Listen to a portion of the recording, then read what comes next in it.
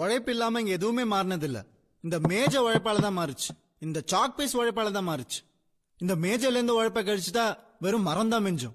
இந்த சாக் பீஸ்ல இருந்து உழைப்ப கழிச்சுட்டா வெறும் சுண்ணாம்பு பவுடர் தான் மிஞ்சும். இந்த கட்டிடத்துல இருந்து உழைப்ப கழிச்சுட்டா வெறும் செங்கலும் சிமெண்ட்டும் தான் மிஞ்சும். அந்த செங்கல்ல இருந்து உழைப்ப கழிச்சுட்டா வெறும் களிமண் தான் மிஞ்சும். இப்படி உலகம் பூராவும் உழைப்பால தான் மாறி இருக்கு. ஆனா ரத்தம் சிந்தி, வேர்வை சிந்தி, கண்ணீர் சிந்தி உழைச்ச உழைப்பாளிக்கு எதுவுமே கிடைக்காம, உழைக்காம சொகுசு வாழ்க்கை வாழ்றவனுக்கு மட்டுமே எல்லா சுகமும் பணமும் எப்படி போய் சேர்ந்துச்சு? இதை நம்ம கண்டுபிடிக்க வேணாமா? இதை களை எடுக்க வேணாமா? அதுக்கு நீங்க அரசியல் பொருளாதாரம் இதெல்லாம் படிக்கணும். பெரிய பெரிய பொருளாதார அறிஞர்களை இதை தேடிதான் அலைஞ்சாங்க. ஆடம் ஸ்மித், ரிகார்டோ, அவங்களுக்கெல்லாம் அப்புறம் கால் மார்க்ஸ் தான் இதை கண்டு சொன்னாரு. அதிக லாபம் கிடைக்குதுன்னா அது கொலை செய்யும், துரோகம் செய்யும், காட்டி கொடுக்கும், என்ன வேணாலும் செய்யும். பாருங்க, இங்க இருக்கிற பொருளுங்களை ஏதாவது ஒண்ணு நம்ம தயாரிச்சதா? எல்லாம் வெளிநாட்டு தயாரிப்பு, வியாபாரம் சர்வதேசம். அது